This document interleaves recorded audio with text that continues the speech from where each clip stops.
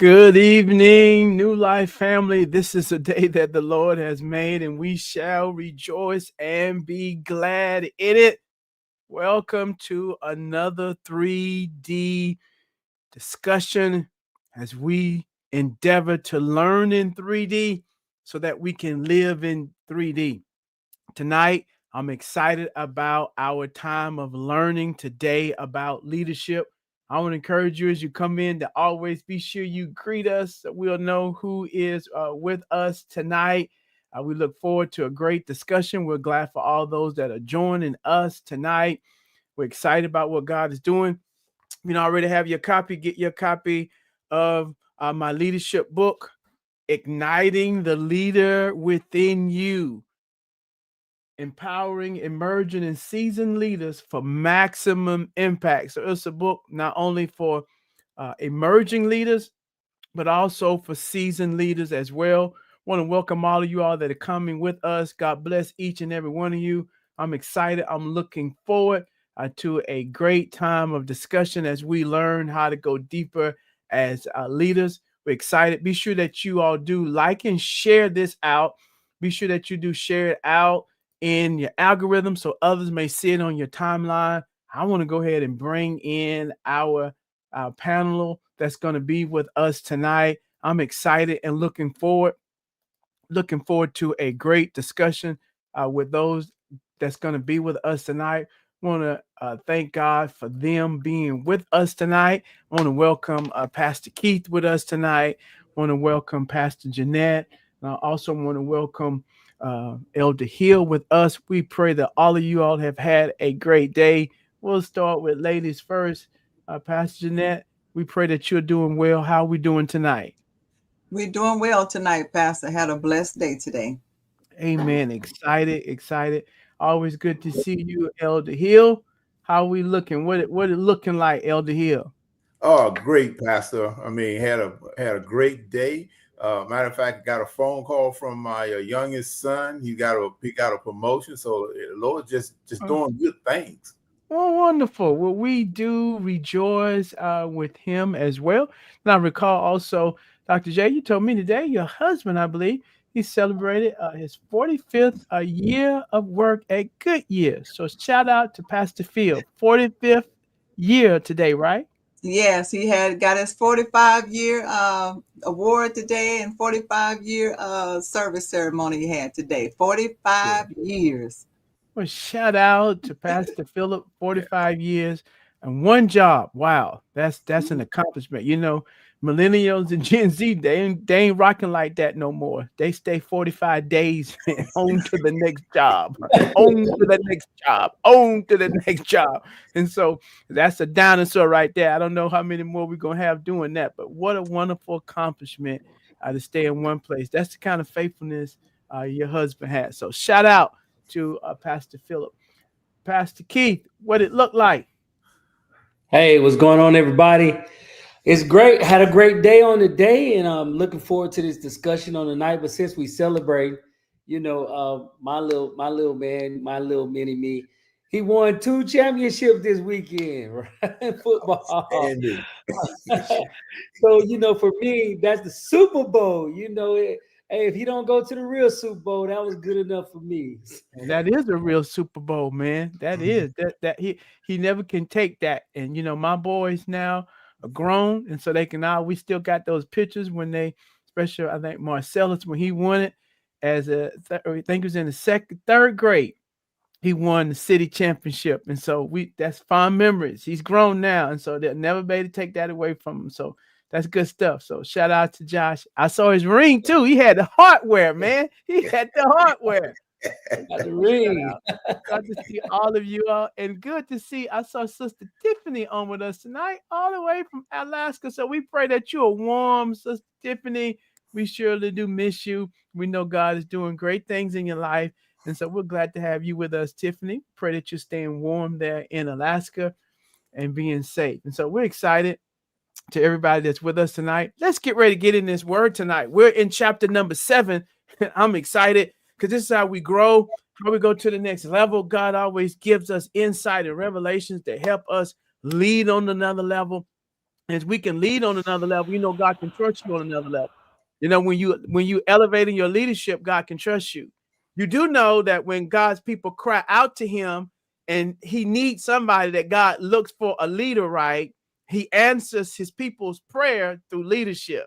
And so as we are up in our game as leaders by just being on the platform and learning what we're doing, we're positioning ourselves so that God can say, use us. What we're saying here tonight, God, here am I, God, equip me so that I can be a worker in your vineyard, so that I can be an intercessor. I can not only pray the answer, but I can be the answer. And the answer is not only financial currency, but it's also leadership currency. And so, Elder, God is pleased tonight. I want to say from the beginning, God is pleased with us being on here tonight.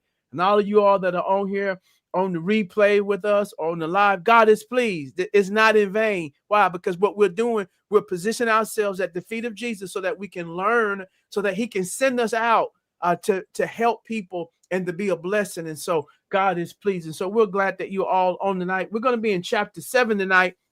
Chapter 7, we're looking at the 15 essential traits of effective leaders. And boy, I enjoy putting this together. I pray that you enjoyed it.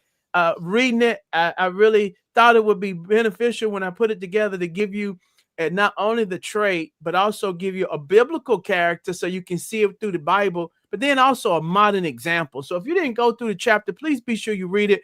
Then I tried to give you that leadership lesson, that connection, so you can pull it all together so that you can see it in the Bible and you can see it in the natural as well. And I pray that it was a blessing to you as you went through it. This is how we roll, family. We want to hear from you. So we look forward to hearing from your discussions as we dialogue and we get into it tonight. Don't cheat us. Don't cheat us by not giving your commentary on the Facebook. That you're not being humble, and I'm not going to type and I'm going to wait to the end and just tell everybody great job on the panel. That's not being humble. You're cheating us of your insight and your wisdom. Now, if God doesn't give you anything, you don't have anything to add to the conversation, that's different. But if you got some insight or something stuck out to you, don't cheat us and rob us of what we're doing. These panelists are putting it down. They're giving it out. Don't cheat us of what you can give us as well. And this is why we have this dialogue, because we learn a lot from the comments, and people will go back on the replay and they'll read the comments and different things like that. So we want to hear your comments as well. We're looking forward tonight. Let's get this party started. Somebody said a long time ago, let's get this party started. I don't know who said that, but somebody said let's get this party started. So let's get this party started with our first question tonight. How can understanding our purpose enhance our leadership effectiveness? This comes from trait number 1. And my trait number 1 for effective leaders: great leaders know their purpose. And then I gave you an example was Moses, and then the modern example was Steve Jobs, the co-founder of Apple. And so then that was the example. Let's start. We'll do ladies first. Let's start with you, Pastor Jeanette. Kind of give us some insight. Let's talk about this purpose thing and how it helps us as leaders, because normally we don't put purpose with leadership. How does these things go together? Well, one thing, Pastor, when we talked about, I like in the book on page 66, I like when it talked about how understanding our purpose can fuel our passion and drive, making it easier to lead others with clarity and conviction. See, right here, in order for us to enhance our leadership, we must locate our passion in not what looks good, not what sounds good, or what we see as a popular. It's got to be what's brewing on the inside of us, because what's brewing on the inside, down on the inside of us, that's where our passion, that's where we enhance our leadership skills at. See, whatever that constant brewing is that's where we find our drive and conviction, whatever that thing that brews down on the inside of you. See, when we lead out of our purpose and passion, that is the driving force for us being effective when others come into play, because we're not only focused on us and driving in our lane. And see, what happens is when we have a full understanding of our purpose, it doesn't matter what anybody else is doing. It doesn't matter what anybody else is doing, what direction they're going in, whatever that thing is on the inside of you, that's the way that we need to go. And that's where we'll find our most effective. Because when leaders try to lead an area just because it looks good, or that seems to be the biggest area or the most popular area, we're not going to be most effective there. Because one thing is like, I'm going to do my best at mastering my own craft because that's my passion. If that's not my passion and I'm in an area of leadership that's not my passion, I'm not going to master that craft because it's not something that brews down on the inside of me. It's just something that's standing around on the outside of me. And see, and I remember writing a long time ago that talent can take you there, but you need passion to keep you there. And see, and a lot of times that's the thing, that's the key point. We can be assigned as a leader based on our talents or based on some knowledge we may have, or it may be based on a slither of fruit that was seen. But if we don't have the passion, it will be short-lived, because leadership is like our faith walk. When I was reading this, it reminded me that leadership is like our faith walk, and it's not given to the swift and it's not given to the strong, but it's given to the one that can endure. And it's like at times it may not be easy, but when there's a passion, when there's a drive, and when there's a brewing on the inside of you, no matter how hard it gets, you'll still keep going. And understanding our purpose and having a passion for it is what keeps us effective and keep us going in for the long haul. My, you come out the gate, elders. Be careful, Elder Powers. You don't have on glasses. I see he got that grease, man, and pop in your eye. You don't know if you got some fish grease. That stuff will pop in your eye, Elder. You need to. Do you need some glasses? I might need to put on my glasses tonight, because that grease will pop in your eye. That's you cooking with some grease. This is good. I hope we're hearing this, because this is how you. This is the you hit a real oil vein, leaders. If you can hear that the essence of breakthrough leadership is to find your purpose and your passion, because now that's your area where you lead at. It's not necessarily in a position, but it comes from your purpose, because you can do your purpose in a whole bunch of positions. You can do it in a whole bunch of different ways. But when it's your purpose, it might be wrapped up in this title, this job, this, but it's still your purpose. And once you get in that, that's where you can lead and succeed. Why? You become a dirty boot soldier, because you love what you do. Nobody can outwork you. You hear people always talk about this grind thing. You can't outwork me. The reason a person can't outwork you because you love what you do. And when you love what you do, it's not a sweat. It becomes a labor of love. And so, leaders, we got to hear this. That's where your leadership comes from, your passion. And I love, Dr. J, how you said it's not about what's popular. I'm going to kick it over to you, Elder Hill, because what happens is a lot of times it's like, I want to be a prophet because that's what's popular. Well, I want to be an apostle. No, well, I want to be an entrepreneur. That's popping, Elder Powers. You know that's popping in the generation. I don't want to work for dollars. I don't want to change my time for money. I want to exchange my hours for time. I want to be an entrepreneur. And so we want to do what's popular instead of realizing, no, find your purpose. And your purpose will make you popular. And I think I talk about it with Keith Lee. If anybody familiar with Keith Lee, I talk about him in the book. He became popular for eating food and talking about it. Let me hold my mule, but you started with that grease, so I'm going to get ready to get my glasses out. Good stuff. I hope we're hearing that. That's the essence of leadership. Your area of purpose. That's where you lead at. My question to you, are you leading in your area of purpose? Got to ask God to show you how to lead. Elder Hill, help us go further. Yes, Pastor. Also, I was looking also on page 66, right there when you, as far as your biblical character, you had Moses, and, right there you have despite numerous challenges, and you got personnel, but I just wrote over personnel and put people. So despite numerous challenges and people, his clear sense of purpose kept him focused and driven. So knowing your purpose aligns your actions with the larger vision, creating a stronger sense of commitment and aligns you with the organization. And another thing, it also makes you more adaptable. All right. So you're adaptable to that environment, you're adaptable to the people, and gives you a better capability of making informed decisions. And that's the main thing. You can make informed decisions, and it aligns your choices with your strengths and values. And a lot of times that is key, because God has blessed you and he's putting you in a position that you are designed for. So regardless of the challenges, and like I said, I know you got personnel, I would just put people. And the challenges with the people, you've been designed. And as long as you stay focused, God got your back, and you built for it. That's just the bottom line. You are built for it. Yeah, that's good, Elder. You know, you got the people challenges, and then, like you said, personnel, but them personal doubts and all of those things that come from within. But Elder, I love how you said that. That was good. That you find your area of your strength. See, because you're in your purpose. What I heard in my mind when you said that, Elder, is your strength zone.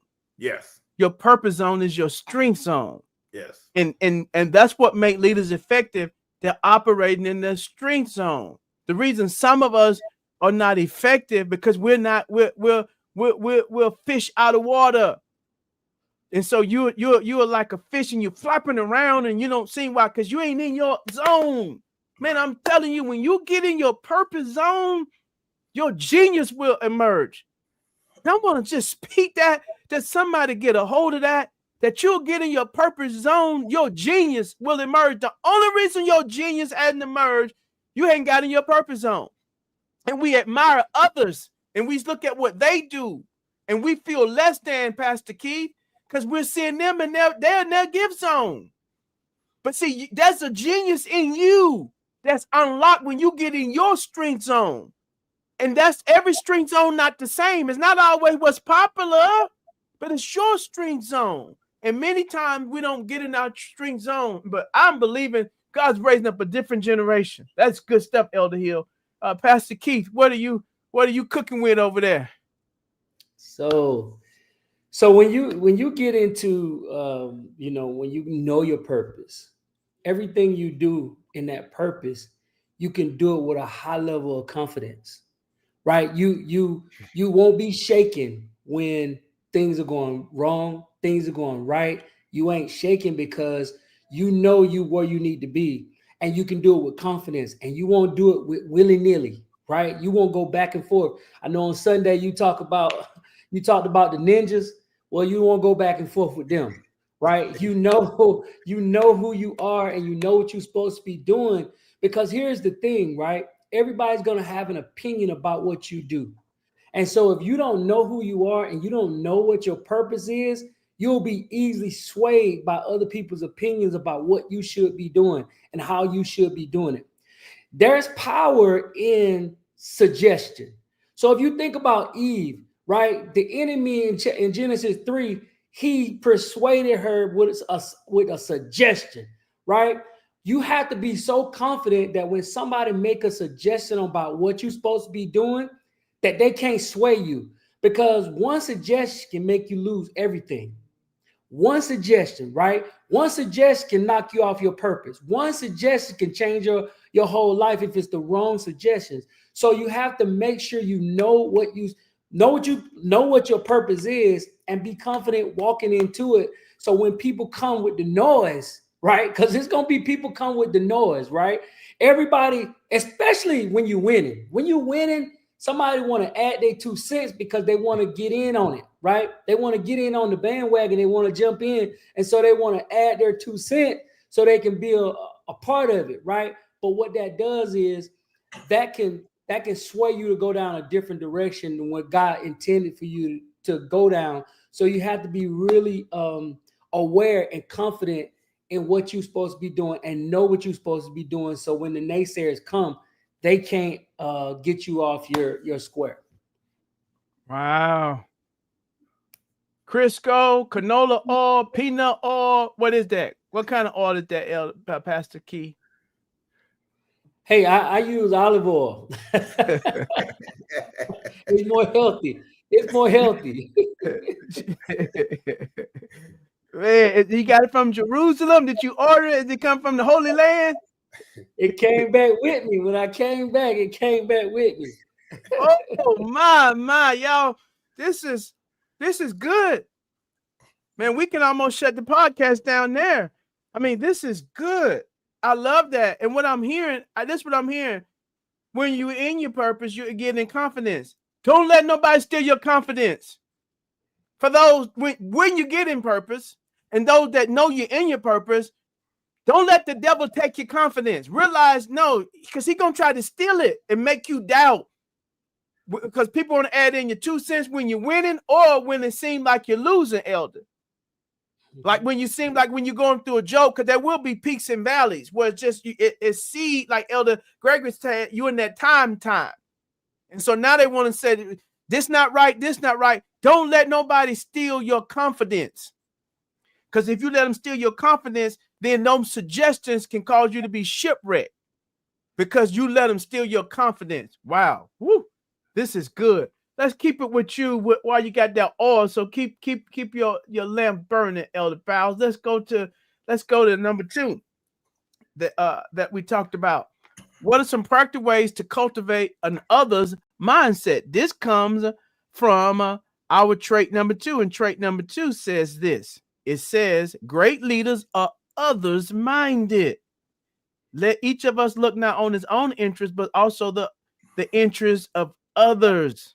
And then I gave Nehemiah as the Bible character and Nelson Mandela. And you could just see how all that he focused on reconciliation and healing in a nation divided by apartheid. I remember reading the story of Nelson Mandela when I was in the back in 1990 in Iraq. I remember getting the book and didn't know about the story. And I read his story. It was amazing on what happened to that man and how he focused to reconcile rather than being bitter of all the time he lost in prison. Wonderful story. So let's talk about this other-minded mentality. Help us with this, Mr. Olive Oil. So for this one, it's one of the things I learned in the Army from one of the leaders that I had. I had some good leaders, I had some not so good leaders, but all I say, all of my great leaders, they let others take the credit, right? They know, they were so confident in who they were as leaders, they didn't need the credit. You know why? Because they know who they were as a leader. Their fingerprint was on everything. So they didn't have to tell nobody, right? So they gave their people all the credit. And when you give your people the credit, man, they will work harder for you, right? They'll run through brick walls for you because they know you leading unselfishly, right? By boosting them up, right? Because any leader, anything happen underneath you is you can take credit for it, right? Because you're the leader, you're the person in charge. But when you're gracious enough not to do so, the people that you're leading will appreciate that, right? They'll appreciate you not always in the videos, always taking credit, always, trying to, like it's all me, right? So I think, if you could just give your people the credit, right? The people will take care of you when you take care of them. And that's one way to take care of them. And I think also too, because what that do is that foster like a culture of individuals knowing they got great leadership, right? Because what that do is that allows them to take ownership of the organization. Because you give them the credit, now they're more apt to take ownership of the things that they're doing, right? And they'll take more responsibility of the things that they're doing because you're basically handing it over to them and you letting everybody know that, hey, this person did this person did this, and not taking all the credit. And I think the people that you lead will take, they will really appreciate that. It's a masterclass. Wow. Pastor Keith, though, that sound good for organizations, but in church, and other smaller organizations, if I don't let people know that I'm the one who decorated it, I'm the one who got the car fixed and went down to Wichita Falls and did this. If I don't tell people, and I got somebody on my team who perpetrating like they out front and they just showed up on the back end. So there's a little resentment in me, even though I might be the leader, or I'm not the leader, I'm a co-leader. And it's like they flexing like they did it, and all they did was just, got some baked beans at Walmart. And we was flipping all this stuff, and we've been here with the grill, and we had to clean the grill. We had to put it tug it here. And so I know that sounds good what you're saying, but now I'm gonna sit up there and let them flex. And now they got with some beans from Walmart, and they left early, and everybody crapping, and pastors telling them thank you, and they didn't even do it. You know this stuff happened, Elder Powell. So speak to that too now, because you know this kind of stuff happened, and the person flexing, and they getting all the credit, and they didn't even do nothing. They shamed. Yeah. So here's the thing. One thing I realized, being a leader on both sides, right, is that greatness will reveal itself, right? You ain't got to jump out and say, hey, I did it. Greatness going to show, because at the end of the day, there's going to come a time to where people going to know that it was you, right? There's going to time that people know. Like, if think about this, the outside of the car get all the credit, but we know if there was no engine, that thing ain't running. Right. But you don't always get to open up the hood and see, right? Only thing you got to do is keep revving up the engine, keep going, and keep doing what you're supposed to do, because it will reveal itself. It will show. Your work will show eventually, right? And it will show in due time. And those people that's jumping out front doing the credit, their lack of knowledge is going to show, right? It's going to show, because now one day they're going to be put on the spot, right? Of all these great things they took credit for, they're going to be put on the spot, and they're going to have to perform. And it's going to come to a point to where they can't perform, and they're going to have to call the person that's been doing it in the background, and they're going to have to get on the phone and say, hey, how do you do this? So those things are going to reveal itself in due time. The thing is, we have to be patient, right? Because your credit is going to come. I know we want instant credit. We want to be known, but you just may have a leader that's immature like that, right? And you have to ride it out, because I'm going to tell you, if you're good, you're good, whether people know it or not. If you're good, you're good. People just don't know it yet, right? But eventually, if you just be patient, if you keep doing what you're doing, maybe God ain't trying to reveal you yet. Maybe it ain't time for you to be revealed yet. But I tell you, if you keep working, God will reveal you so everybody can see. You will be the light. If you continue to just work, be patient, and do what you do, your shine gonna come eventually. Man, I hope we hearing that. What wisdom, Pastor Keith. One last thing, because we're working it. I get that, but everybody, pastor or my leader, they shouting out everybody else that what they do. And not that I'm doing it like First Lady said, to praise a man, but it's kind of like, everybody else getting the shout out. And if I don't shout out I got the mic now, or I'm at the table, we had to go to corral. I'm the one who did that. You seen the banner? You seen what the background, or you saw the music, or you saw the food, or with the eggs? I'm the one. The Jacoby just came up there and did it. I designed that. I'm the one. I bought the coffee and made it hot. They just was in there pouring it because I had to sing. Help that person, Keith, because it's like everybody else getting shout out all the time, and they getting all the accolades. And I hear my First Lady, but they human, Keith. I'm human. Yeah, so I've been on. I'm sorry for yelling. I hear my wife like, "Babe, you screaming." I'm just get passionate. I just get passionate. So I'm mean to scream at y'all. I just get passionate like that. Hey, I know passion when I hear it, Pastor. I have to pull mine back sometimes myself. So I would say to that person, because this is something that I had to do. you have to step back and check your motives, right? Is it about getting the shine and being up front? Is it about doing what you know you called to do? Like, But and that I'm just person gonna be can't real hurt. with you. I'm wrong for hurting. That pastor always calling Hill. He talk about Hill. He mentioned Pastor J. He mentioned Pastor T. He mentioned other. He'll never mention my name, and it's like I don't matter. I'm human. Why? What I like? He don't even recognize what I do. Yeah. So, but that's what I mean. So you have to be careful, right?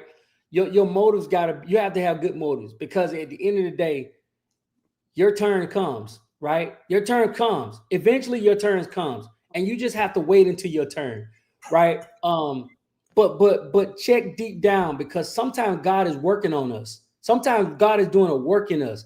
Because here's the thing: for some people, they get, hey, they get elevated too quickly, and it does something to their productivity, right? Because sometimes when you get put in a place, or you get called out, or the shout out or whatever, you're not even working the same how you used to. But you just have to really check on the inside of you. Is that something that you need? Right? Is you need a pat on the back from a man? We have to encourage ourselves when we're doing what we're doing. And when you're in purpose, you don't really need that, right? It feels good when you know you're doing what you're supposed to do. I don't need nobody to do anything for me, because I'm fueled. I'm fueled, like Dr. J was talking about. I'm fueled by my passion. I'm fueled by what I do. The congratulations is great, but when I'm doing what I do, whether you say anything about what I'm doing or not, I know I'm walking in purpose. I'm doing it with passion, and you don't have to give me no congratulations or not. And so you have to really step back and ask yourself, why am I doing what I'm doing? And what am I doing it for? You have to be real with yourself, because if you're not, then you'll get to the place to where you need the pat on the back. You need those things, right? You looking for those things, because when you looking for them, like, see, I don't look for them. That's why I don't miss them. I don't miss nothing I ain't never had.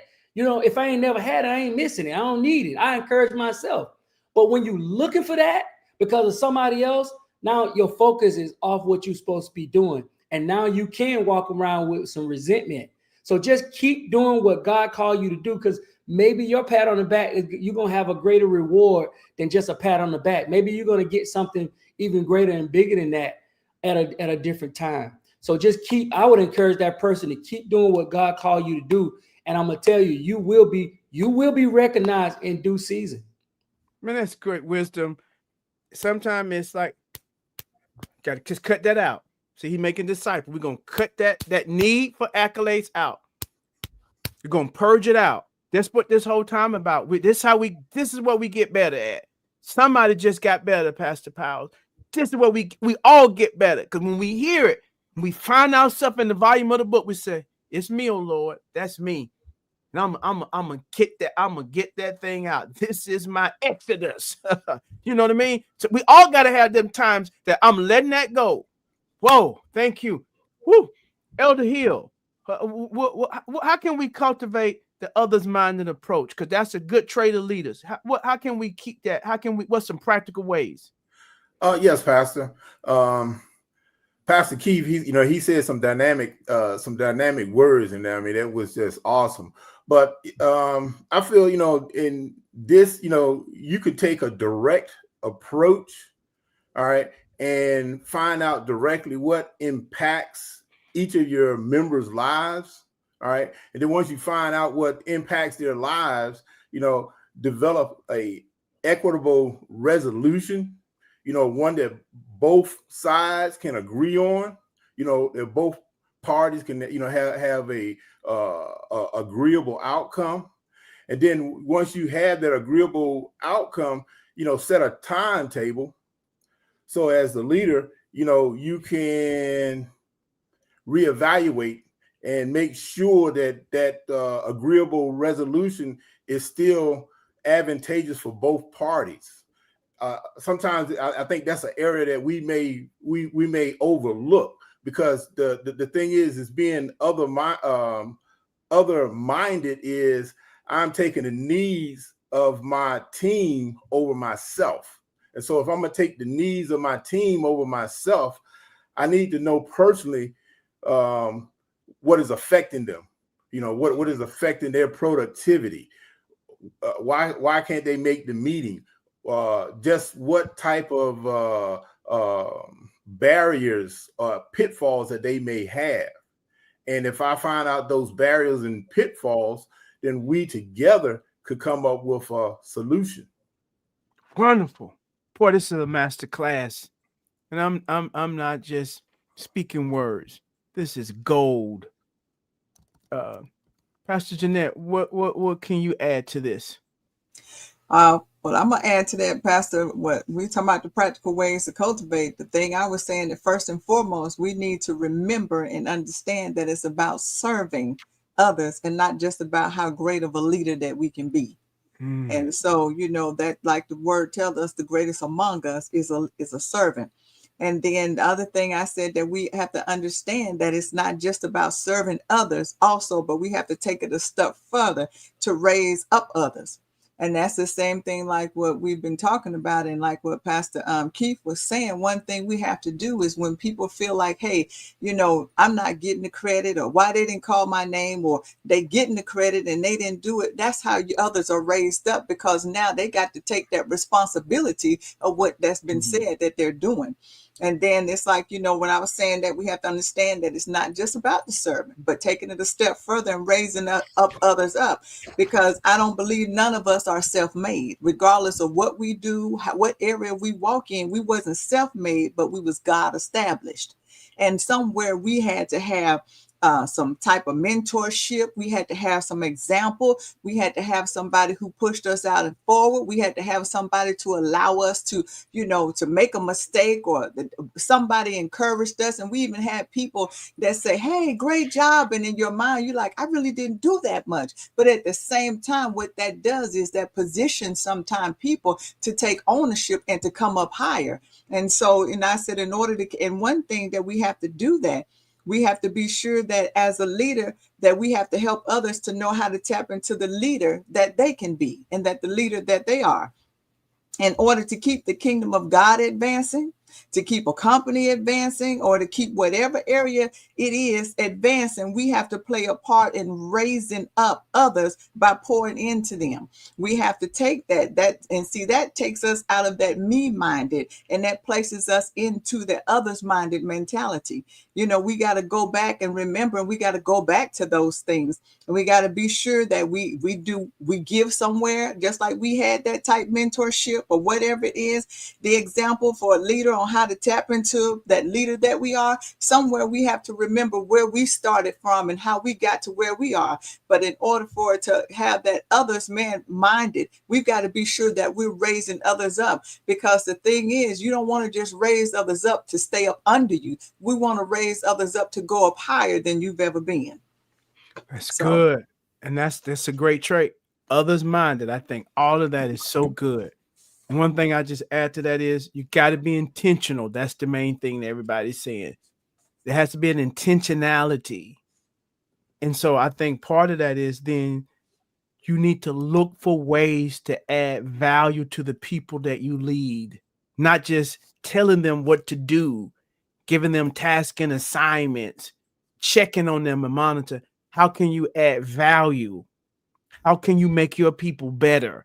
And if you're always in that mode about making them better or aiding them, that's how you're others minded. So think about how can you, if you're in that mode. That's good. Let's go further. Elder Hill. Number 4 trait that I talk about in the book, I talk about how that great leaders are lifelong learners. I talk about that. Let's deal with this. How can continuous learning and development contribute to our growth as leaders? Because I talk about that's a trait of life. And I think I used Bill Gates. Did I use that? That's it's number 4. Number 4. The lifelong learners, the person that the Bible character is Solomon, the wisdom. And then I used Bill Gates, and how I did some research, and it talked about how he read about 50 books a year. Right. That's kind of his goal through listen through it, audio books, whatever. That's a lot of books. And so, how did this help though? As a leader, a bunch of knowledge, because I heard knowledge puff up. How did Right. this help us grow as leaders? Okay, continuous learning and developing. All right. Number one, continuous learning is a catalyst for personal growth. All right.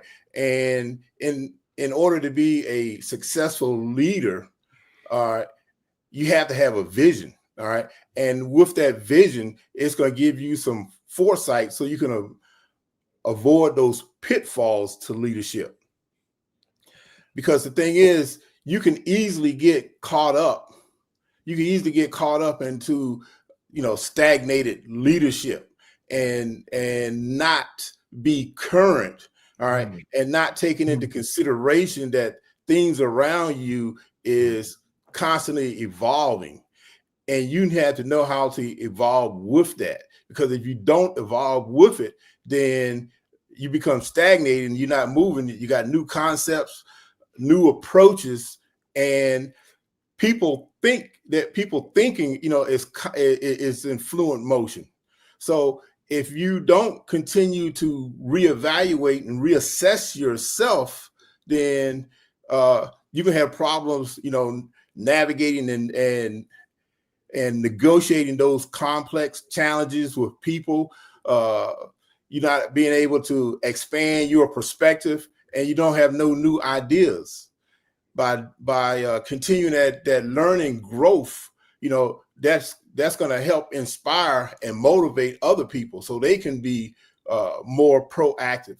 Because the thing is, the people under you, they're going to react to you. And if you're not forward moving, they're not going to be forward moving.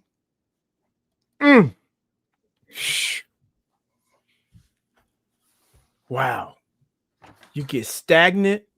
There's new concept. There's new approaches. And you don't even know when they're passing you by. Yes. But I want to help your leaders. Your people know it. Whether it's on your job that you've been doing for 15 years or whether it's in the church and you've been doing it and you think you just got it. You can be the senior pastor, the bishop, or whatever in your area.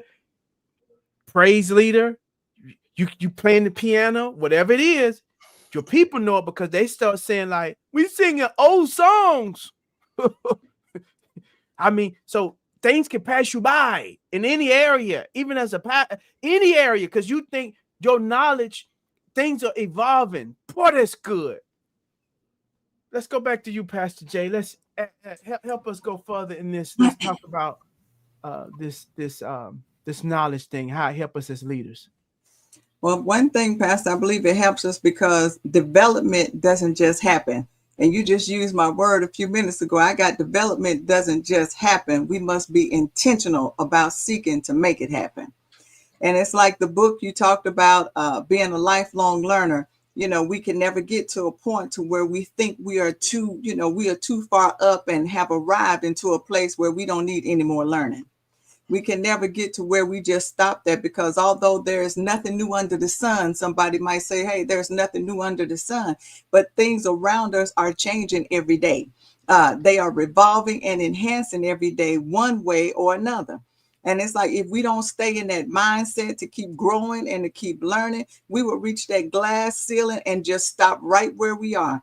And it's like, as a leader, we cannot take people to a place we've never been. As a leader, we can't take them and give them to something that we don't have any knowledge of, or we can't take them to a place that we're not willing to go, because then it's like there's no growth there.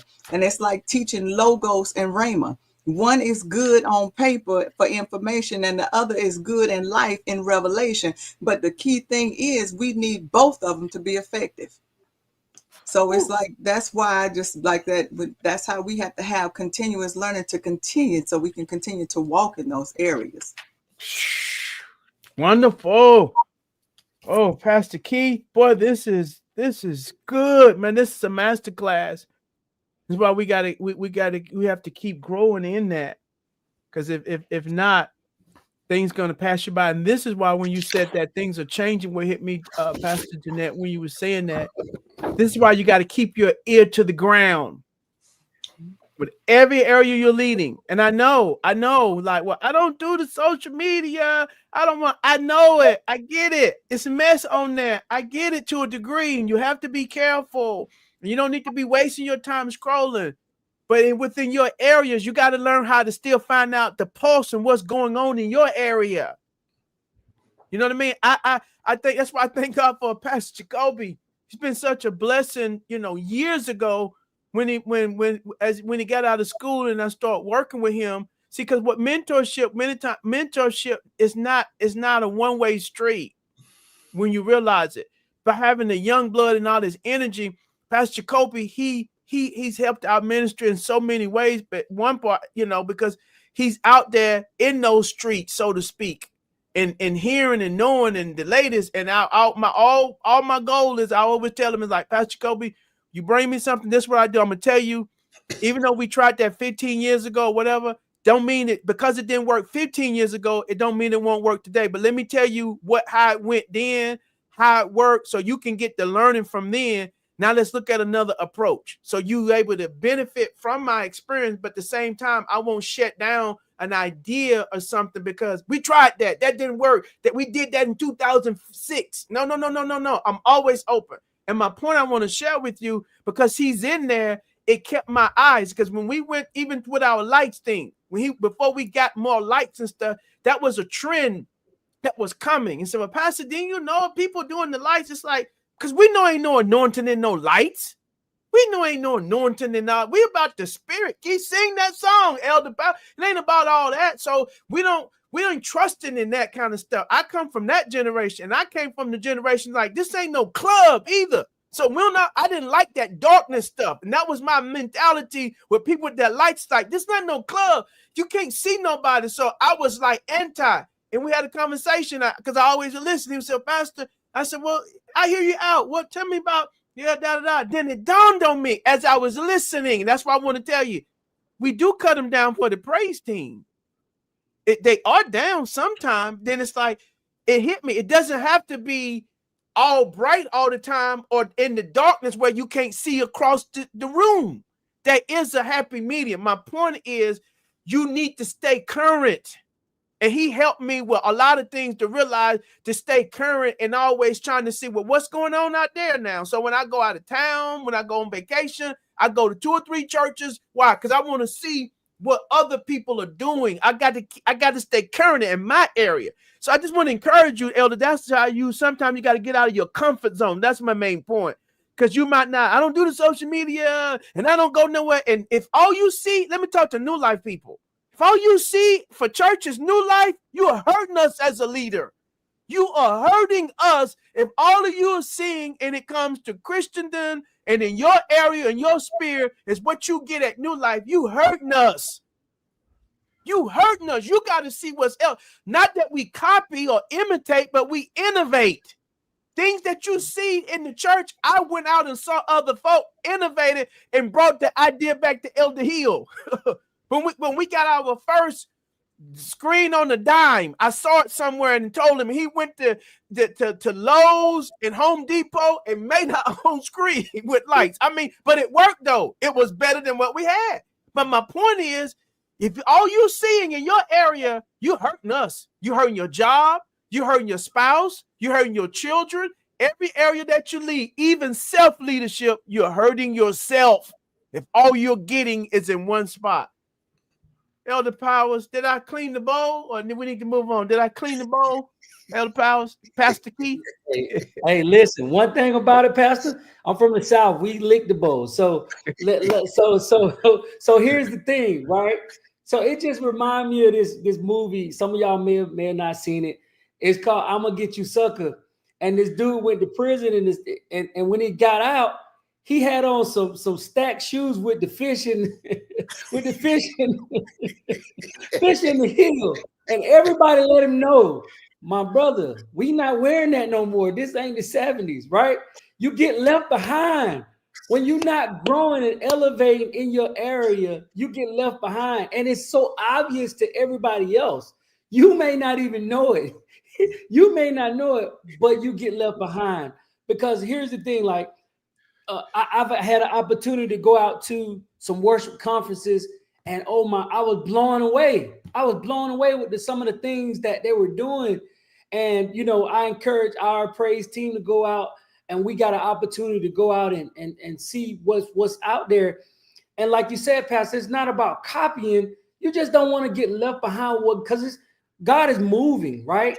God is moving in a lot of different areas, and you want to make sure you're a part of the move. And so you can just learn different things, so you're not looking like, oh man, y'all singing old hymns, y'all doing stuff we did 10 years ago. You don't want to be left behind, right? Because it can hurt you. And the reason why it can hurt you, because people want to be a part of a winning team, right? They want to be a part of a winning organization. As you continue to grow, growth looks like winning. That's what it looks like. It looked like you doing it. And I want to be a part of that, right? Because what that does is, when you growing, it has the ability to create retention. People want to stay in that area because you continue to grow. People want to stay in your organization because you want to grow. People want to stay in your church because you're willing to grow and not be stuck. Because what happens is, when you're not growing, it looks like routine. It looks like tradition. It looks like you're not moving anywhere, right? And people will walk away from it. And so it's our responsibility to continue to grow. So, because you can't pour out something you don't got, right? You can't pour into people that's underneath you. You can't pour into other people if you haven't received anything, if you haven't grown in areas. So it's our responsibility to grow, because growth or it's attractive. That's good. Growth looks like winning. That's it. Growth looks like winning. And the key point you made, Pastor Keith, with that analogy from the story, you don't know times have changed. You don't even know you old and outdated. You think like it's good. So leaders, I'm going to challenge you in your work, your home, in your area that you lead in the church. What have you seen what others are doing? Because if you don't know it, there's new technology, there's new concepts, and things have changed, and you don't even know it. And you're doing what they did from 2000, and things have changed 3 times since 2000, but you don't know because your head is in the sand. Because all you doing is staying in your little bubble. But that's why we got to get out of our comfort zone. But we have to be intentional about these things. I share on the third trait is great leaders constantly seek ways to develop and release their gifts. And I talk about here that we shouldn't neglect the gift that was given to us through prophecy. And I talked about the Apostle Paul was the Bible character, how he was dedicated to developing a spiritual gift. Then I talked about the modern person, how Oprah Winfrey sought to develop her talents and expand her influence from a talk show. Then she had philanthropic work, TV work, interviews, the Harpo Studio. She began to use those gifts in different ways. Dr. J, can you help us with this? Give us a couple of what would you say, maybe a couple of barriers that prevent leaders from operating in this trait? This trait that I talk about, they constantly seek ways to develop and release themselves. Give us a couple of barriers that prevent leaders from doing this, and maybe how can we overcome them barriers, from doing that? Okay. Well, one of the barriers is complacency. I believe one of the barriers is complacency. Like, I'm good where I am. I'm good. Like, kind of like what you were just talking about, Pastor, and what Pastor Keith was talking about when he brought up that movie, I'm gonna get you, sucker. But what he didn't fail to say is, when he started walking down that street with them shoes, they start busting on him, and the fish start coming out in the water because they were so outdated. And it's like, that's what happened. That what happened when we get complacent, is that we don't realize things are busting out around us because we don't see the damage that is causing in our complacency. And the other one is, I put down another barrier, is burnout. That's another barrier with people, why they don't want to end. It's like, I have been learning for 20 years. Many will say, I've learned all I need to know. I'm not trying to learn anymore. I'm good. And so, and that's some of the areas what happens. And those are two barriers that I have: complacency and the burnout. But that sounds good though. I know I want you to hit those, but is it okay for believers to feel that way? What you said, like, I'm good. I've been learning for years. How did you say that? I've been learning for I years, said so I'm good. when they get burnt out, and it's like, hey, I've been learning for 20 years. I've learned all I need to know, and I'm not trying to learn anymore. I'm good. And just like I said with complacency, I'm good where I am. They okay with that. And is it okay for them what if they feel like I'm turning this over to some of these young bucks now? Like I'm turning over. So is that acceptable then? Because I'm turning over these young bucks. I'm gonna let y'all do it. So I don't need to be doing that. I did my time in the 90s and 2000s. Is that okay now? Now let me go back into the fade to sunset. But see, the thing is with that is though, Pastor, in order to turn it over, you got to still be teaching them relevant. You can't turn it over from past things. You got to turn it over to what's relevant now. So if I'm turning it over to you with what I did 15, 20 years ago, then it's not going to be relevant. So that means in order for you to turn it over and release it, and sometimes we got to realize it's not always for us to turn it over. It's for you to continue doing what you're doing. But the more the team builds up, the more people that you have, that makes it easier, and that keeps you from being complacent, and it keeps you from reaching that point of burnout. Because instead of because what happens is if it's always here, I'm turning this over, I'm turning it over. When does the team actually build to where it's more smooth sailing, to where it's more people there to make a stronger team than always, turning it over to somebody? Now they got to turn around and do the same thing. Now they're trying to teach and trying to learn from where they are to something relevant. But because you stopped and you got burnt out and you got complacent, they're learning from past and they're still not relevant. That's good. And one thing I would add in that, when we come to those junctions in our life and we feel like we have to transition and turn over, then now you should be learning and keeping your ear to the ground of the latest best practices about mentorship, about passing the baton, about equipping others. See, because now then, wow, to make sure you're relevant and you're doing that as a lifelong learner, that you're passing the baton, that you're turning it over in the correct right way. But if you don't learn in that, then you're not even doing a good job at that, because you just went off what you thought you knew instead of educating yourself in that area. That's good. Help us with some of these barriers. Well, we talked about like how we would break through some of these barriers. One thing I said is we must be willing to change our viewpoint.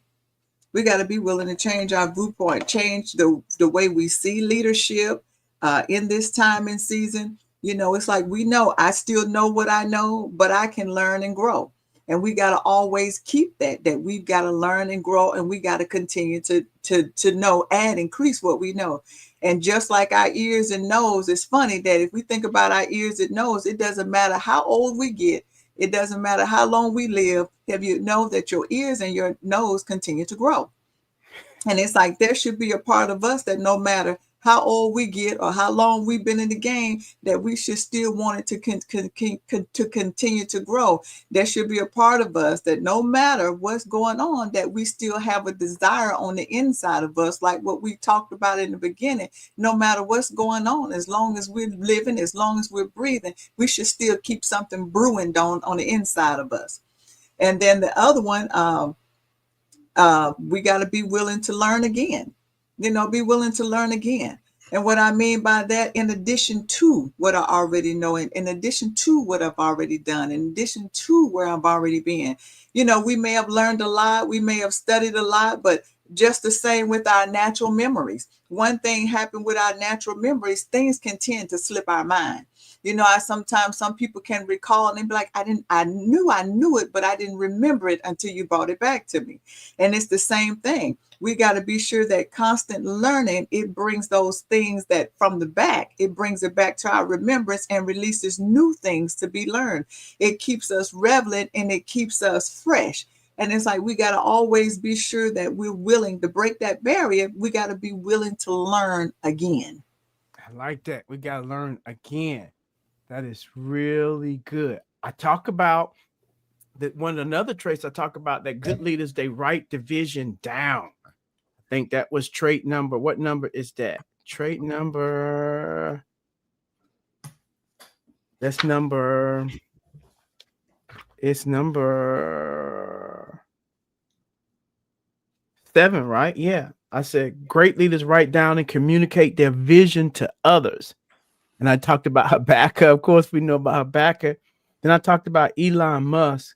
I use him just as a modern example that what he doing with Tesla, his ability to communicate his vision and inspire teams. And I mean, he really, I talk about him and just in that and communicating your vision in that. Elder Hill, help us with this. Why is it important for leaders to write down and communicate, their visions? Yes, Pastor. I feel this is extremely important. Number one, it sets a precedence for expectation. All right. And, your expectation should be clearly defined on both sides. And it should provide some clarity, and it will also inspire the team. Matter of fact, when I was looking at that and I was thinking about it, the first thing I got to thinking about was David in 1 Corinthians 15, when he says, none ought should carry the ark of God, but the Levites, right?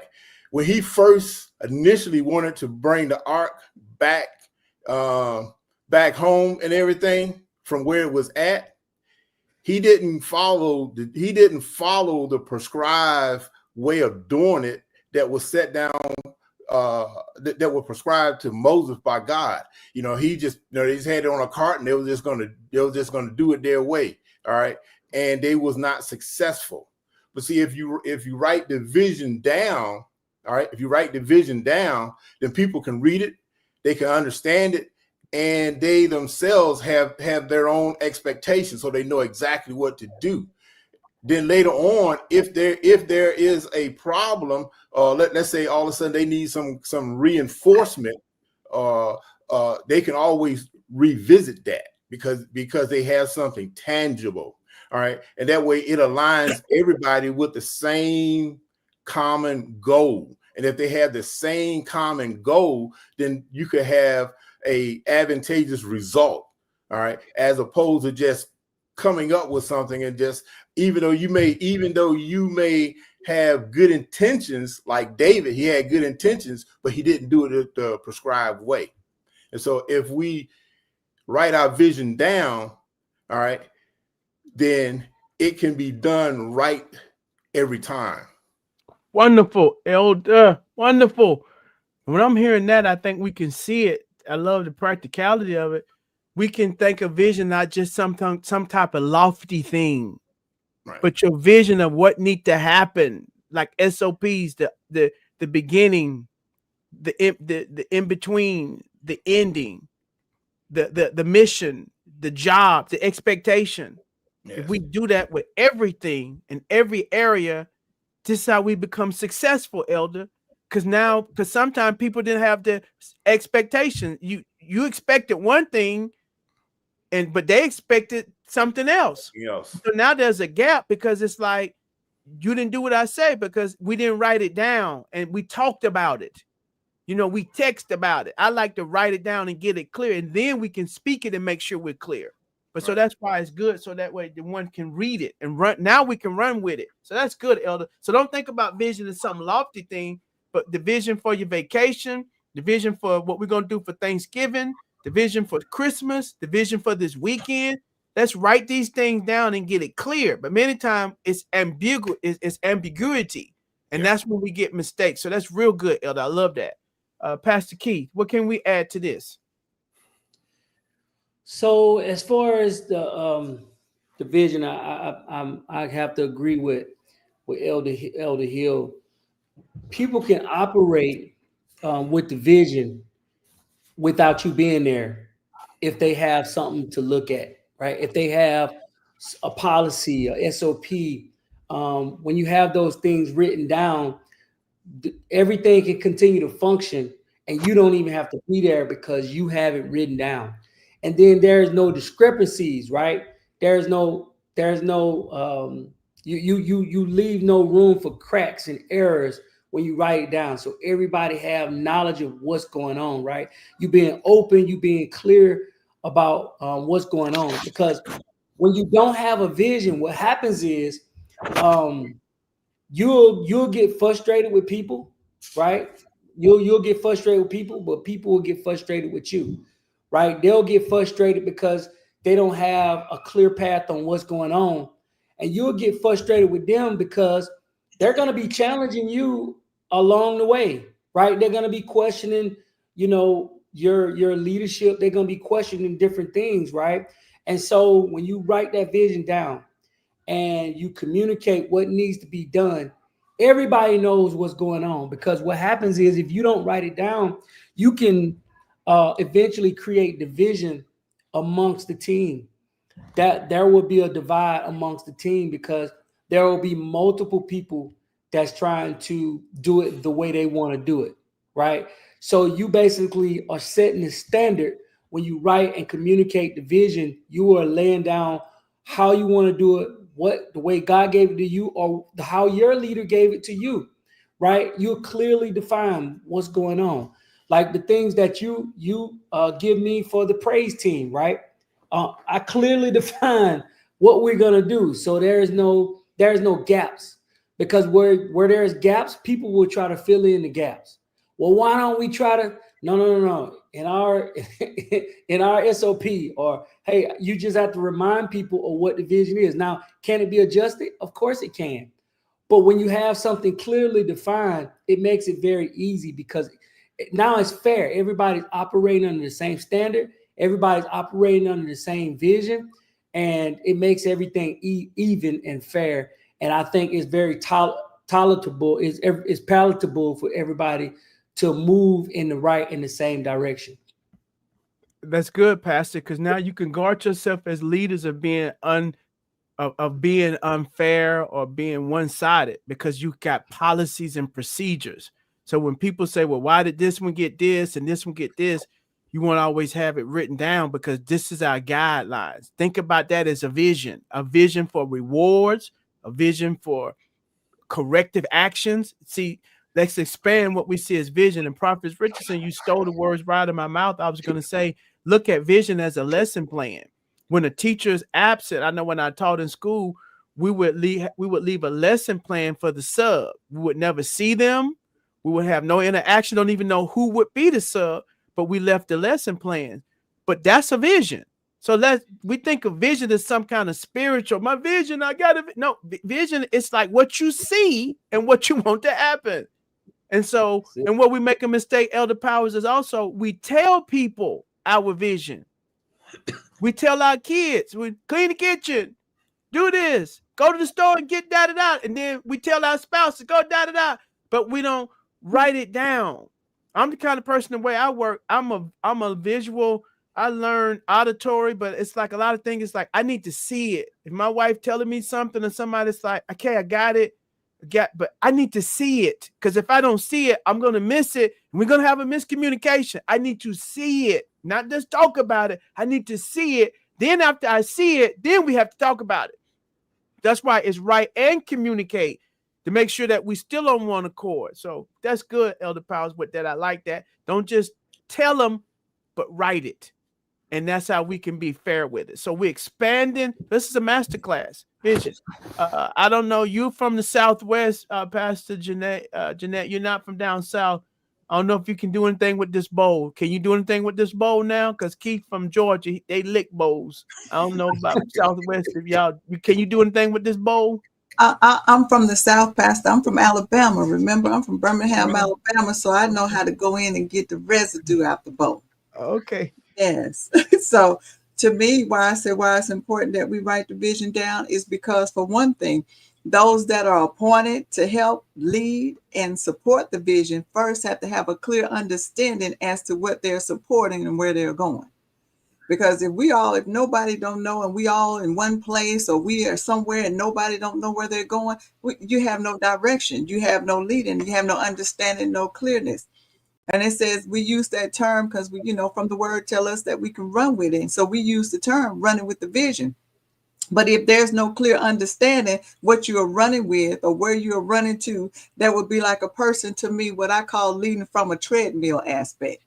Because see, you can walk on a treadmill, you can work up a sweat on the treadmill, you can run on the treadmill, you can pick your pace up and slow your pace down on a treadmill. But at the end of the day, the treadmill is still going to remain in the same place. And the thing is, you have all the signs and all the results that you were outside walking and running. You even put in some miles, but you are still in the same place with the same view in the same location when it's all said and done. Mm, mm. Good. This is good. So I think that's been an expansion now. When let's talk in terms of new life. When we talk about SOPs, really, it's your vision for your area. When we talk about schedules and policies and procedures and how you do things, it's really that's your vision. And when we don't have that, like Elder Muse said, then there's room for misinterpretation. That's good. Let's go to our next one. Let's keep it with you, Pastor Jeanette. I talk about leaders have this trait of they're good with their time. How can effective time management improve our leadership impact? I think it's trait. What number is it? It's trait number. It's number where you can 9. trait number 9. It's trait 9. They're careful with their time. Mm-hmm. And I talked about Jesus, how he would withdraw himself. Then I talked about Tim Cook of Apple. I did some research concerning him, how he started his day. He had so many things to do. So I try to give you both. Talked about that. How does that? I never really talked about time management with leadership impact. Help us with this. Well, for one thing, when we prioritize our time, that helps us to improve our time management and be more impactful. Because see, it's like taking a final exam. When a person is preparing to take a final exam, when you try to cram to obtain all the information all at once, it becomes overwhelming. And it can cause you to have a burnout or to blow a gasket because you're trying to cram everything in and trying to put in too much information and too much stuff at the same time in a small window. But when we prioritize, like we prioritize life, we prioritize family, we prioritize the time for our spouse and the time for learning and to manage our free time wisely, it takes the pressure off.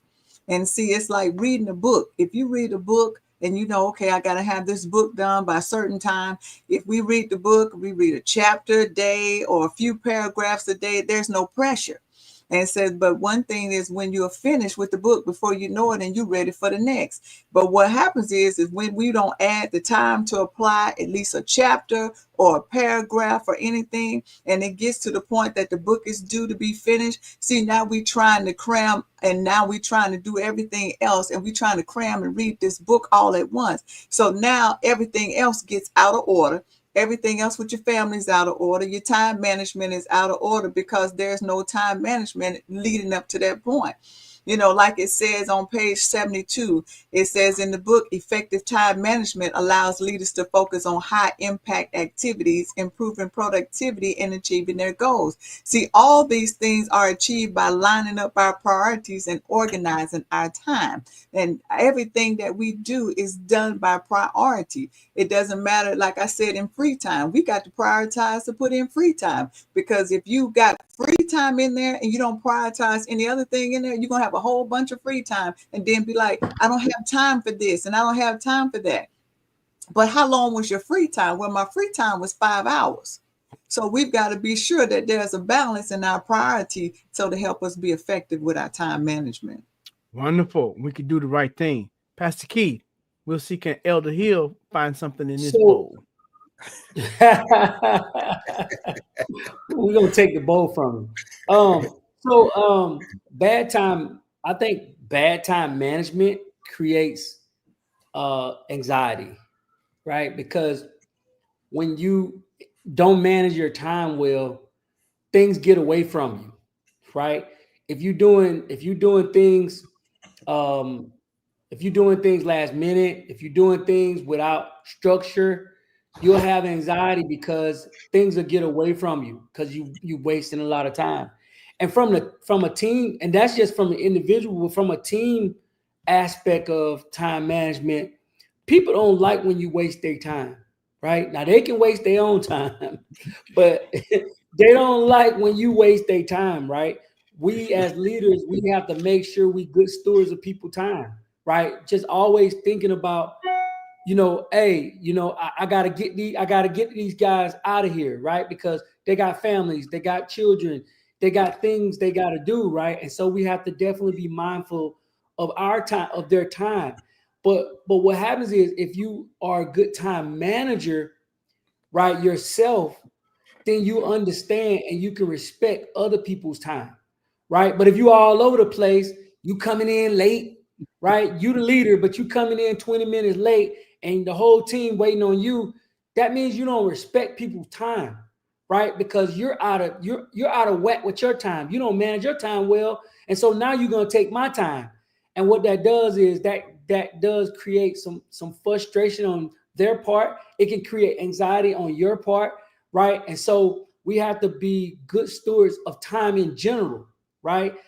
We got the same amount of time in a day, but there are some people that are successful because they know how to manage their time and they know what to do with their time. And when you feel like you ain't got no time, get up early. You got plenty of time. When I was in the Army, we did we did more in the morning what most people did all day, right? That was the slogan. Get up early. Like, so we just have to make sure that we are good stewards of our time, but especially other people's time. And so in order to do that, we have to effectively manage our time first. Then we can do that in our teams and our organizations' lives as well. Boy, you dropping gems. You drop some gems. We'll go to Elder Hill, but a gem you drop, I hope we caught it. People okay with wasting their time, but they're not okay with you wasting their time. And sometimes how leaders can make a mistake. I know, especially spiritual leaders, because we can figure and we have this mentality. Well, what people gonna do, and and I know there's a balance. We don't put God on the, we don't want to rush God. You know what I mean? Rush in and just rush out. But I know some leader had a mentality like, well, what everybody gonna do? I'm around leaders. So I'm gonna give you inside stuff. This is how people talk. Who do all this stuff, and y'all, this is just behind the scenes, leaders and stuff, and people watching clocks and and cutting the praise team down instead of letting them sing, and cutting messages and being so mindful of the clock. Just let the Holy Ghost. What these people gonna do? Where you gonna go anyway? What they gonna do after church? What's so important that we gotta always be so mindful of people's time, and what they gonna do? So you hit the wisdom of it, Elder Powers. It really don't matter what they're gonna do.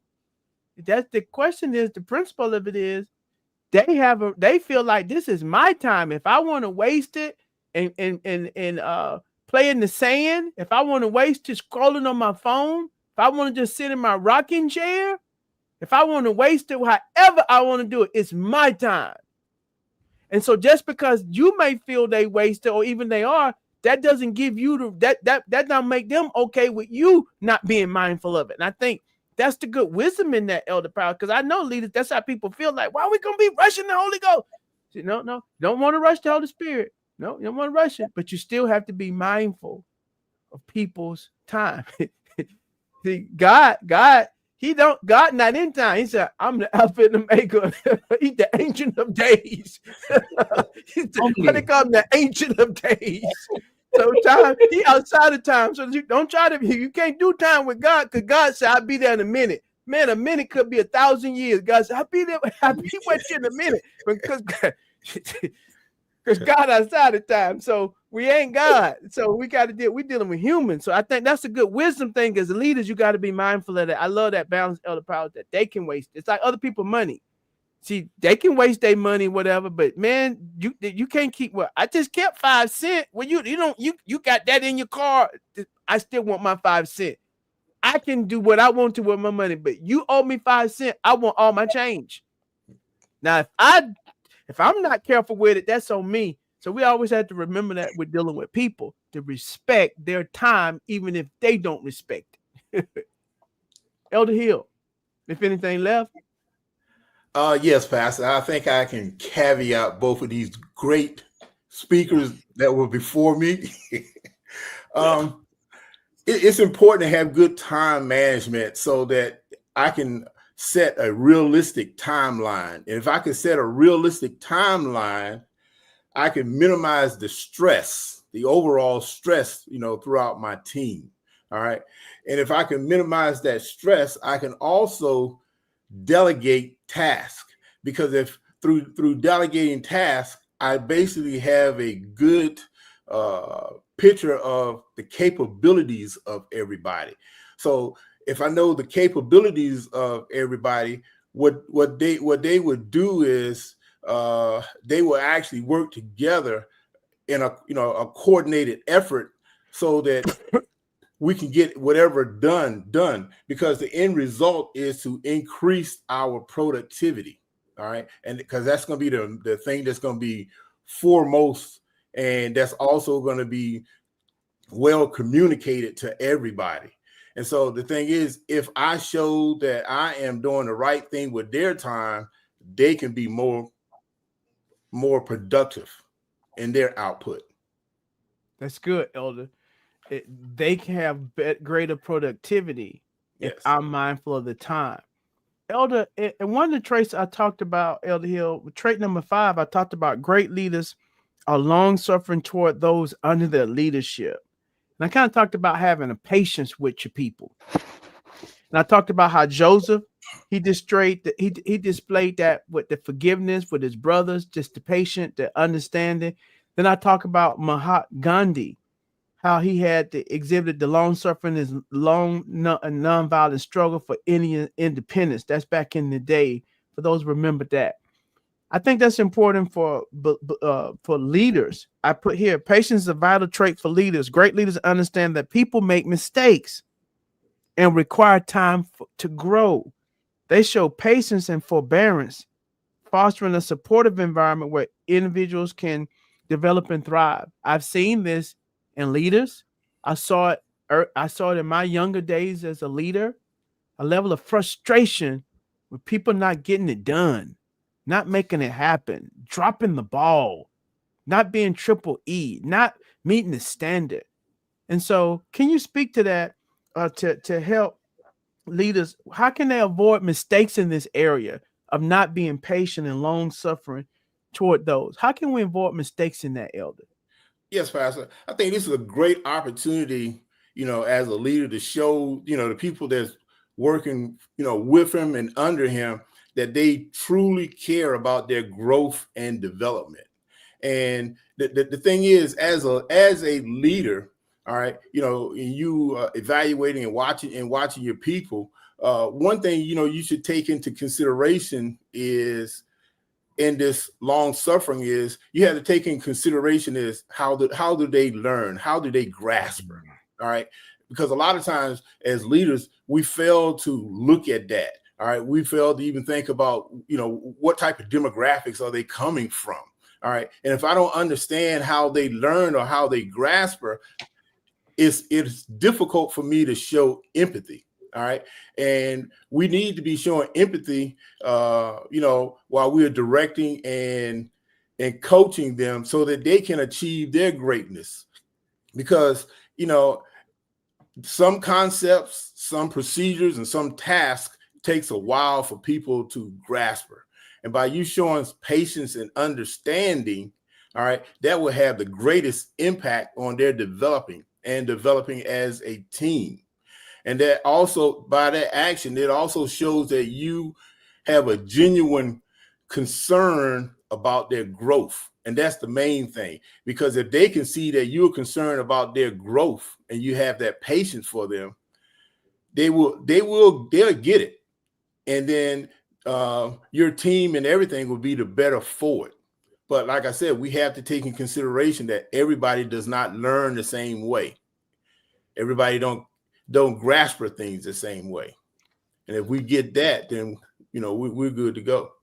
It's good wisdom, Elder, because if we don't get that, leaders, what we'll do, we'll say, we told them they got the same training like everybody else. We gave them all the videos, Pastor Powers. We gave them all the same thing. They're just not putting in the work. They're just lazy. No, everybody learn different. I mean, we got to hit it, because that's when leaders get frustrated, because they feel like sometimes it's an effort. We feel like that might be part of it, but sometimes it's how people learn. Some people need things hands-on. Right. Then some people need things written down. Me, I'm not a hands-on learner. I am a hands-on, but first I need it written down. I got to see it and then do it. Whereas my wife, she can see stuff and she do it. I got some people like my kid, they can see somebody, watch somebody do something, like mechanical people, like Pastor Philip Davis, Pastor Elder Cater, Elder Hill, y'all mechanical people, y'all can sit there and just watch a person and then do it. I don't need to look at no manual, let me watch it. And because it just clicked that way. So I think that's important, because we get frustrated and we hurt people when they don't meet the standard. We got to have that patience. Another thing I talk about, Pastor Powers, I talk about a trait, number 14, that great leaders have healthy self-image. And I talked about the Bible character for that. I said, who was the Bible character? I said, let me see. I said number 14, David, the confidence that he had. You see it with Goliath. But then I talked about the natural Deion Sanders, and me and my wife talked about this. How she said, I used to think he was like arrogant. I'm like, no, it could come off, but his level of confidence, because he never talked about other people. He just was always himself. He never put down other players. He never did that. It was all about him. And his motto was look good, play good, get paid good, perform good and all that. And so, but what I want you to help us, Elder Powers, is what's some signs, because all leaders, being a leader, you don't have to have good self-esteem. You're a leader because, like Pastor Jay said, you and your purpose, you found your strength zone. So give us some signs that a person they don't have healthy self-esteem, and how can we get it? Because what I want you to do, Elder, I want to be a mirror for leaders, so we can self-evaluate to realize, like, how's my self-esteem level? Maybe I got some holes in it. I got to do some work. Help give us a mirror, Elder, of when a leader doesn't have healthy self-esteem. Oh yeah. One thing is people pleasing. Like, when you're trying to please everybody, you're not going to please everybody, right? You have a mission as a leader to follow the vision, follow the plan, and stick to it, right? Some people are That's not not going to serving like leadership, Elder. I thought that's what serving and being others minded. Are you contradicting? Not at all. That is servant leadership. Sometimes you got to give people what they don't even know they need, right? Like, the standard is what everybody needs. Everybody needs the standard. Everybody needs the vision. Sometimes it can come across by pleasing everybody that you're serving everybody. No, you're doing them a disservice, because what you're doing is you're creating a spoiled mentality, right? You're creating a group of individuals that they can circumvent the vision, right? They can circumvent. All they have to do is raise their hand and say, I don't like something, right? But you have to be a leader that stand firm on what the vision is, right? People pleasing is looking for validation in everybody. Oh, I need this person to like me. And what happens is, now the vision, it doesn't get carried out. If you look at was it King Saul? He was trying to please the people, and he wasn't pleasing what God told him to do. And what happened? You lost your crown trying to please people, opposed to trying to please what God was trying to get him to do. If he tell you to do certain things, kill everything, right? You got to do that, right? If that's part of the vision. And what happens is a lot of times we more concerned about people that's upset, right? There's going to be people upset, right? Everybody's not going to like your decisions. Everybody's not going to like the way things are ran, right? But you gotta be firm, but you gotta be fair on how you carry out the vision, right? Because you can still serve people, right? But also still carry out the vision in a firm type of way. And we can't get that misconstrued just because I'm not giving you what you specifically want. Because everybody wants something different. If I got a team of 20 people and everybody wants something different, if I please all those people, something's gonna fall. That vision is not gonna get carried out, but the people are gonna be pleased, and then you failed as a leader, right? And you're gonna be a failure because the only thing you got is, because here's the thing, like you may please them temporary, but sometimes people can be finicky, especially if they never led before. They don't know what leadership is about. They're gonna always challenge your leadership. They never been in them shoes. If you've been a leader before, you know, like sit back and I might not like the decision, but I'm gonna follow because I know what it's like to be in those shoes. We're gonna run with it, right? But if you never led before, they're gonna always check why we ain't doing it this way. Why we ain't doing it this way? Because you don't know what it's like being a leader, having that pressure and that weight of not knowing that this might not be the right way, but I'm gonna stand on it anyway. You're gonna always get challenged. So you have to make sure that you're not getting in the business of pleasing people, but serving people, but you serving people through the vision that you know is the right thing you're supposed to be doing. Wow, that's good. I love that. What I get, serving, not pleasing. Our goal is to serve them, not please them. Because sometimes we can't even please ourselves because you don't even know what you want. I don't know if I want this. I don't want this. I don't want this. I don't want, because you don't know. So think about it. And you know you. So it's hard to please people. It's hard. Even your spouse. Yeah, serve your spouse because you can't always please them. Your kids, because why? Because you're barking up the wrong tree. I love that, Elder Power, serving. So that's one of the signs that you. How do we get healthy self-esteem? Then you got anything for us? That anything to help build up our esteem that help us? Because that is a good one. Trying to, and I'm gonna tell you how that serving can look too. Because I've been there before, trying to please everybody. What it do? Not only you keep people, it put an undue pressure on yourself.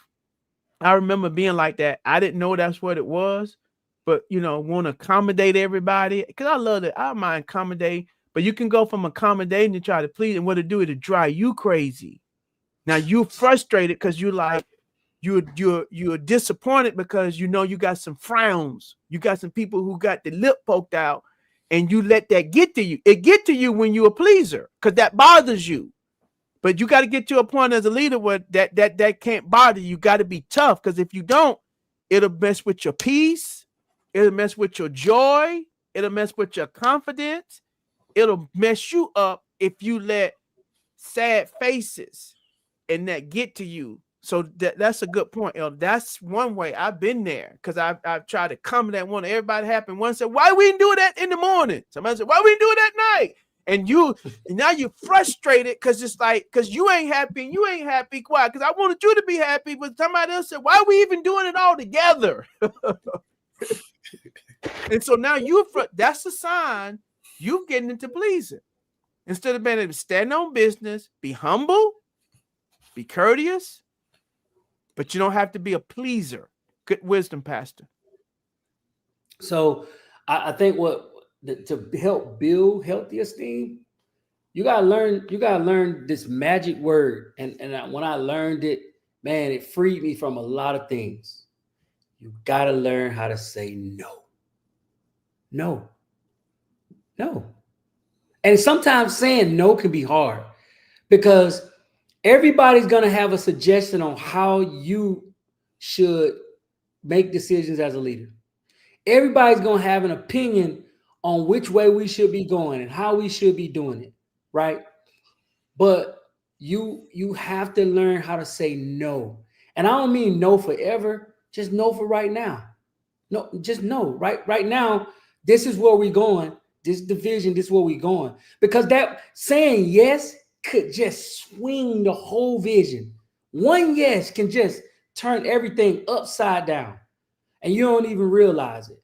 So you have to learn how to say no and set boundaries on yourself. For one, on yourself, you definitely have to learn how to set boundaries for yourself. But you got to learn how to set boundaries to the vision that you know you have, right? Because if you don't, everybody will be picking at it, right? Everybody be like thinking about themselves, because everybody tuning into this radio station. Everybody do. YIFI. What's in it for me? What's in it for me? People want to know what's in it for me. And yeah, I'll rock with you until it start going someplace that I don't want it to go.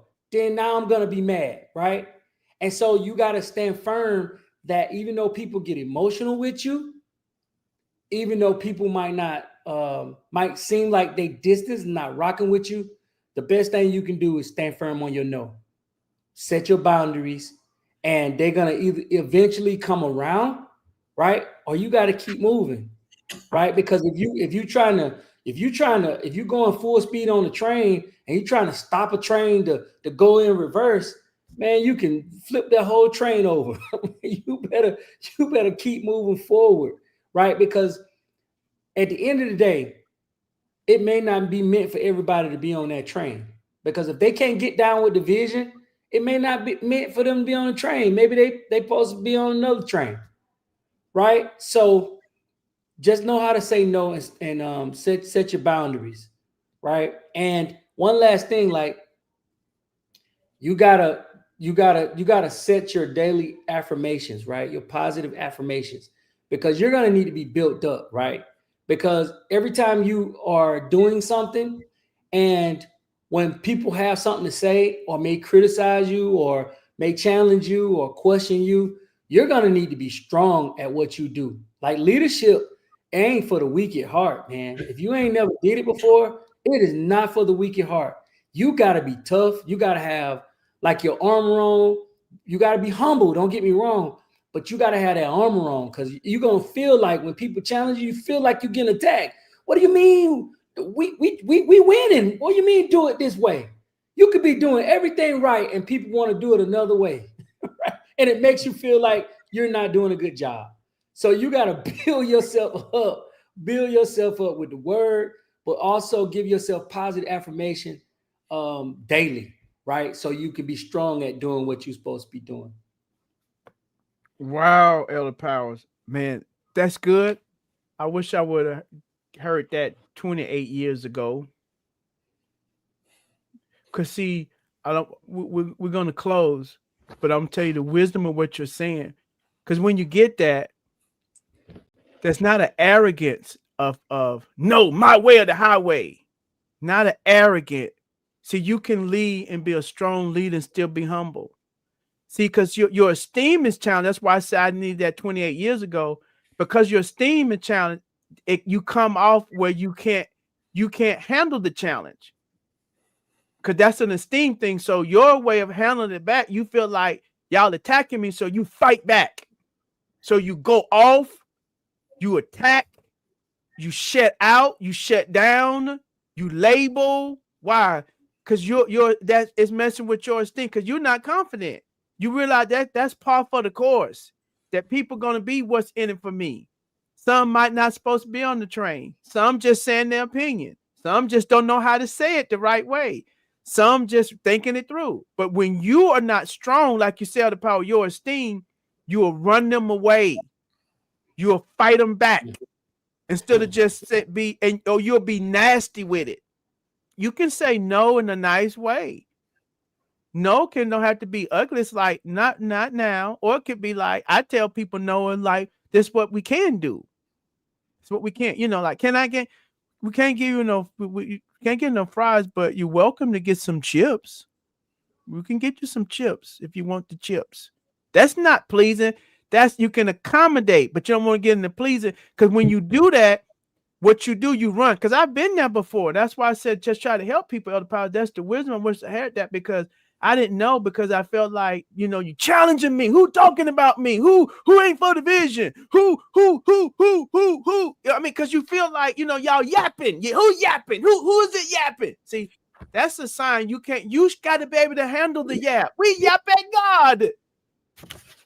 God save people and they yap at God. When people die in their life, health problems, stuff, people shake their fists at God. They yap at God. You ain't God, so the people gonna yap at you. In your leadership, they're gonna yap. You gotta be okay with the yap. If you're not, elder, you ain't built up. Because when you built up, you can handle the yap and still stay firm on your no, still love and not shut people out, and then let the chips fall where they may. Huh? Because if you don't, elder, you'll have self-fulfilling prophecy where you'll run away people that weren't supposed to be ran off. They were supposed to be on the train, but you ran them off because you couldn't deal with what happens in leadership, that people have opinions, they have ideas. Elder Hill, they come from them in different graphics. They might not express it the same way. They might do it in the wrong way, but that don't mean their heart was wrong because the way they handled it. But you got to be the better person as a leader. Have y'all enjoyed tonight? If you've enjoyed tonight, let the panel know how you've been blessed. This has been such a blessing. If you enjoyed tonight, put some fire in the chat. Let the panel know how you enjoyed them. And as we're closing, I want to hit this. Great leaders. We talked about leaders know how to take risks. That was one of the benefits. What are the benefits of taking risks in leadership, and how can we manage the associated challenges? That was one of the, I think that was the final trait, number 15. Great leaders. No, that was, what was it? 14. What number was that? Number 10. Great leaders are not afraid to take risks. But you got to take some challenges. Let our panel know. So we'll start with you, Dr. J, and we'll get ready to close out tonight. Help us with this, and I pray that you all have been blessed. Let the panel know how they blessed you tonight. One of the things, Pastor, it brought me to that scripture, Isaiah 43:19. We know the word says, behold, I'll do a new thing. Now it shall spring forward, shall you not know it? And it said, I even make a way in the wilderness and rivers in the desert. The one thing that's pointed out to me is, how can God do a new thing if we're not willing to branch out into a new or take risks? We know that saying insanity, that saying insanity is doing the same thing over and over, looking for a different result. In order for us to have new results and walk in new levels of leadership and to operate as a now leader understands to move forward, they must take risks. And see, just like the word says in 2 Timothy 1:7, God has not given us a spirit of fear or a power, but a power of love and of a sound mind. In order to manage the new, we have to be up for the risk. We have to be up for the risk and the challenge, and take the challenge head on. See, if the Lord is moving you, if He is directing you, or if the Spirit of God is prompting you to move, then we have to be willing to put reservations aside. We got to be willing to put what ifs aside. We got to be willing to put rejection aside. We got to be willing to put fear aside. We got to be willing to put difference aside. We got to put whatever aside and just move. Because at the end of the day, what we do for Christ will last. But if God has implemented the plan in place to be birthed, once the challenge is met and the risk is implemented, it will last. And see, what I saw in this is we have to trust God and move just like anything, just like with anything. In order to go from one place to the next or to do something new, risks have to be taken. Just like for those who've been married any amount of time, married for years, we didn't know what we were getting into. You didn't know what the outcome was going to be. But one thing that we knew is we was willing to take the risk. And then the same thing is when we started ministry, or when you started your business, or when we started our careers, or whatever it is, we didn't know what the outcome was going to be or what the results was going to be, but we was willing to take the risk to find out. So that's the same thing with us. We got to be up for the challenge, and we got to be willing to take risks, because one thing we know, that when God is in it, when it's a God risk, it'll birth results. That's real good. That's good. Elder Hill, this has been great tonight. Help us, because with this risk, help us with this as we close. Yes, Pastor. By our faith, the Bible says the steps of a righteous man is ordered by God. So I believe in my heart of hearts if it's in, if it's in your heart, God is going to give you some foresight to have that out of the box thinking, all right, which is going to increase innovation and boost the morale of your organization. Because sometimes God will bless you and give, and like they may have a need for something, and you're the only one that has the answer. And so the thing is you have to stand firm and know that, hey, God has given this to me. It's going to be a whole new trend because he has showed it to me. All right. And so as leaders thinking outside the box, God's going to give you that vision so you can see it. Like I said, nobody else may see it, but God's going to give it to you so you can see it. Because the thing is, what he is showing you a whole new paradigm that's getting ready to unbirth itself. All right. And so that means you're going to be at the front of that new paradigm shift. All right. And if you're at the front of it, you got to roll with it and believe it and know that it's going to happen. It's like, you in your book, you talked about Steve Jobs. A lot of people don't realize the idea that Steve had, he took it to Sony. And Sony was like, no, I don't need that. We don't, they couldn't see it. All right. And sometimes, you are going to have those adversities that you think that are in your way. And the only thing, God is just setting you up for a better deal. Now, if it would have been with Sony name would have been on it. But since they turned them down, whose name's on it? He was the one that came up with Apple. Wow, that's good. Wow, and that's why we got to be able to take those risks. And we pray that you've enjoyed tonight. Pastor Keith, your final words on this, and we are mindful of y'all time. We went in, so we'll redeem the time. We're getting close to the holidays, so I always try to redeem the time back when I know we put in this work. New Life family, I know we put in some work tonight. Somebody said, "How long we gonna be on?" We put in the work, so we'll redeem some time, and so I'm mindful, so we're gonna get you some time back as we prepare for the holidays. So I got you, New Life. I'm watching it. I got you. So I am mindful, and I do respect your time and mindful of your time. Pastor Keith, you want to close us out? What do you have for this? Yeah, so I'll just say, as a believer, as a person of faith, we got to be willing to take risks because, we taking risk all the time of stuff we can't see. We take risks, right? God give us an idea or a dream, and we ain't seen it come to pass yet, but we taking risks to try to make those things happen, right? Because you got to realize if you're not taking risks, you still taking risks. You taking risks of whatever God gave you not coming to pass. You taking risk of things staying the same. You taking risk of not going to your next level. We have to continue to take risk, and not just regular risk. We have to take calculated risk. Risk that after we pray, after we've done research, after we've got a mentor, after we've counted all the costs, we take calculated risks to achieve whatever it is we're trying to achieve. But if you got faith, you are basically taking a risk because you can't see everything that God has for you, but you're taking a risk and believing that it's going to come to pass. And so you got to stand firm on your faith by taking risks, and so we got to take risks. We got to take risks.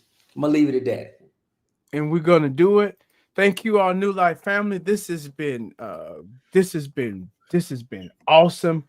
A great discussion of Helen. He gave us some gems tonight, so we appreciate you chiming in, letting things play out. So Helen, thank you for your wisdom tonight. God bless you, New Life family. We love you. We'll see you on Sunday. Don't forget this Sunday, we'll have breakfast at 8 a.m. Got a special guest in, Finish Strong Sunday, 8:45 service. And then at 10 a.m., prepare to be at both of them. They won't be the same service. We'll have that hot breakfast at 8, so you don't want to miss that. We look forward to seeing you all. See you on Sunday. Bring a friend. We're going to learn how to finish strong. Thank you, panel. Good night, everybody. We love you in Jesus' name.